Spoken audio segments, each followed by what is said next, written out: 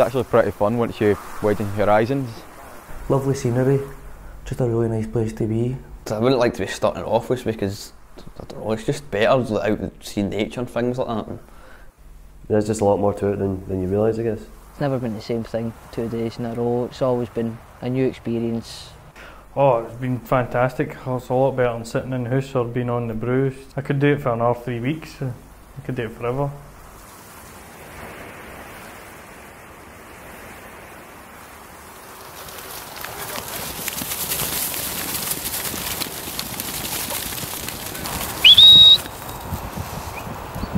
Sit!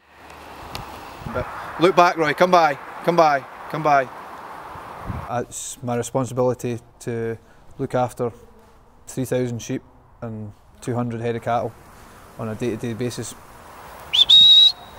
The hours are long, the weather's unkind, but they're equally balanced out by the rewards you can get out of the job. For every bad day, there's several good days.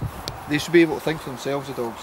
Like if the sheep go to move away, the dog goes and stops them. I shouldn't need to tell. It was Kevin, the sheep farmer, who was telling us whilst he was using the dogs to round up the sheep from the top of the hill. He was telling us about all the call signs, you know, like come by meant left, and how to test and how healthy a sheep is. The average age of farming is pushing 60, to be honest, and there's a massive gap for young people that are keen. Your whole life revolves round your animals. They don't take time off. If there's something being done, you have to go and tend to them. This is a way of life, and it will be what you make it, and you can get as much out or as little out as you want. It's a massive opportunity for them.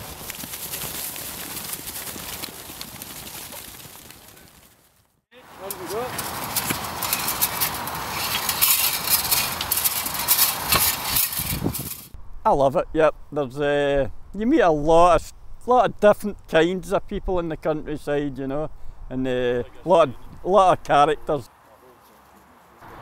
Yeah, I'm enjoying it. Learn something new. You see it all the time, but you just never really pay attention to it. But it's hard work, but a good day can get about £200 a day. That sounds pretty interesting. What I've learned over the years is you've got to respect the countryside. And this is very important because you've got to leave it for the future people that's going to be coming and working in the countryside. Yeah, that's it. That's not too bad. How are you doing it?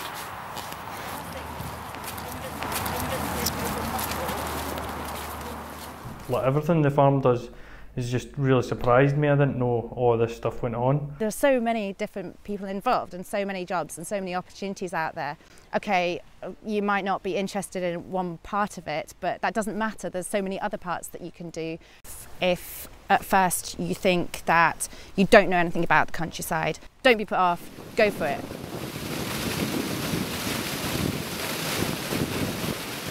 The hydro scheme is an investment done 4 years ago to hopefully bring in capital into the company to fund future projects. So what we do is we have to flow gauge the river for about a year to get the average water levels of the river.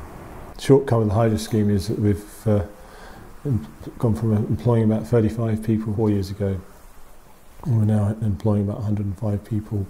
I'm quite an outdoorsy person. I like mountaineering and stuff like that, so it's good just to be outside, just, you know, taking in the sights, I guess, and just working with your hands, and, you know, there's so many opportunities. That kind of work more than I actually realised, so it's good to get a kind of a taste of everything. So we need to keep the ecology of the river at an acceptable standard. My one piece of advice as an employer would be to keep making contact with us, asking to be shown round, show an interest in the estate, tell us about yourselves, tell us about your interests, tell us about your hobbies, and never stop trying to knock on doors.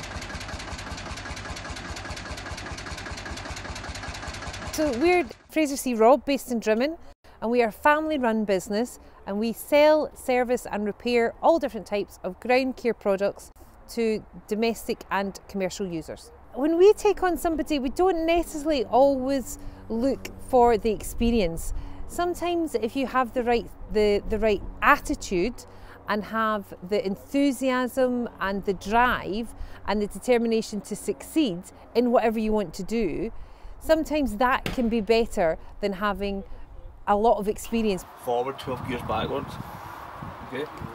Control of your So Kyle started with us nearly 10 years ago, started off as an engineer and was just servicing lawnmowers as part of his apprenticeship over a 10-year period, and he's been able to shape his future, his development to what he wants to do.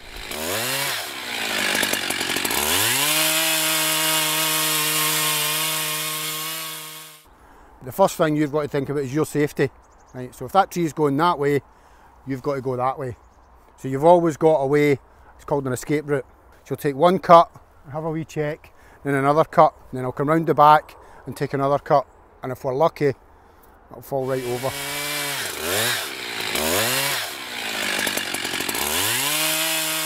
Life's great in the country. I started the estate as a basic forester, and from then on progressed through the company.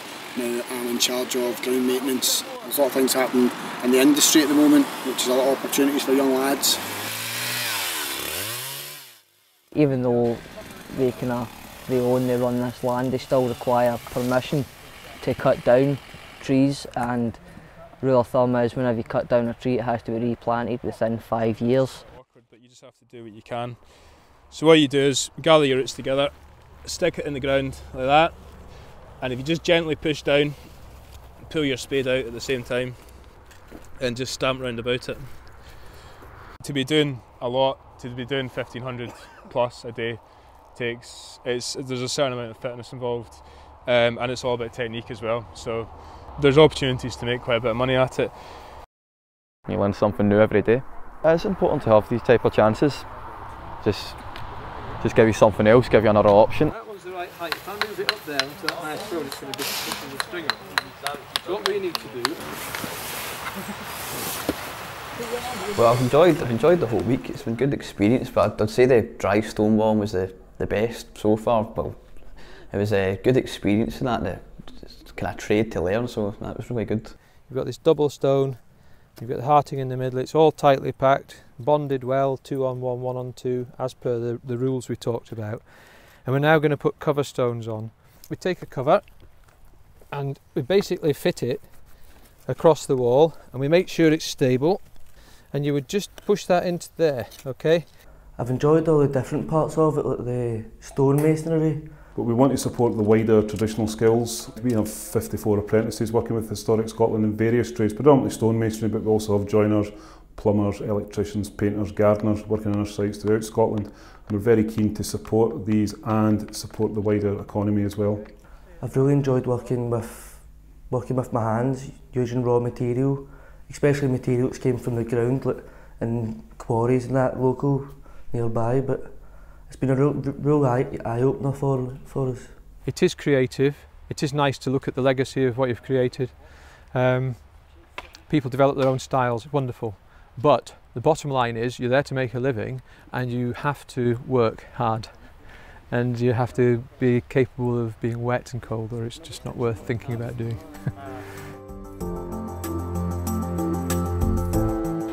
Well, I've definitely discovered that people that live and work out here in the country, i.e. dry stone wallers, farmers, even chainsaw operators and things like that, I mean, there's so much that goes into even one job that it's unbelievable.